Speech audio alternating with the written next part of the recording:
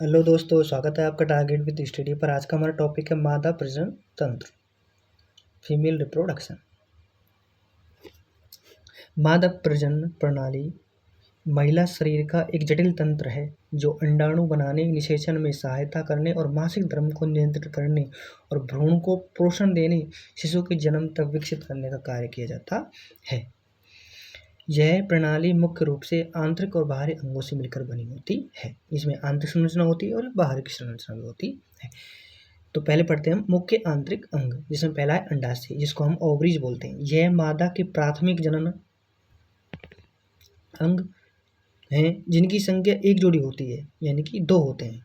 ये अंडाणु का निर्माण करते हैं और एस्ट्रोजन प्रोजेस्टेरोन हार्मोन का स्राव करते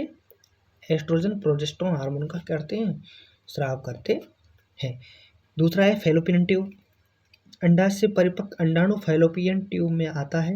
निषेचन यानी कि शुक्राणु और अंडाणु का मिलन आमतौर पर इसी नलिका में होता है। तीसरा है गर्भाशय। यह एक नाशपाती के आकार की होती है।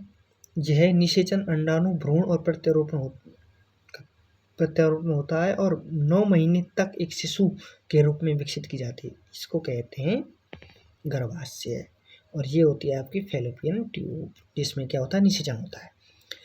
तीसरा है गर्भाशय ग्रीवा। यह गर्भाशय का निचला सकरा हिस्सा होता है जो योनि को खुलता है, ये होता है।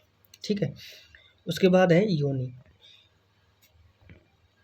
यह एक पेशी नली है जो गर्भाशय ग्रीवा से शरीर के बाहर तक जाती है। यह संभोग के दौरान शुक्राणु करने का मार्ग, मासिक धर्म के रक्त को बाहर निकालती है।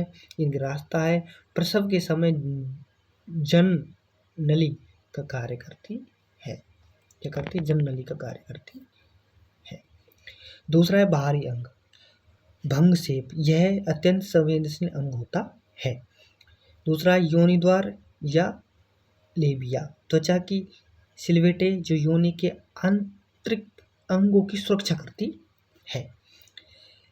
तीसरा है मासिक धर्म। क्या है? देखिए, गर्भाशय में यदि निषेचन नहीं होता है तो गर्भाशय द्वारा हर महीने गर्भ अवस्था के लिए बनाए गए रिक्त और ऊतकों की परत टूटकर योनि के माध्यम से बाहर निकलती है, जिसे मासिक धर्म या महाअवरी कहते हैं।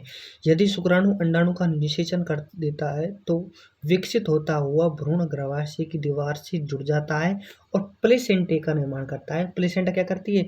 जो बच्चा होता है गर्भावस्था में, उसको भोजन पानी की व्यवस्था प्लेसेंटा ऊतक के द्वारा की जाती है। तो कैसी लगी आपको वीडियो अच्छी लगी हो तो लाइक करें, सब्सक्राइब करें, शेयर करें।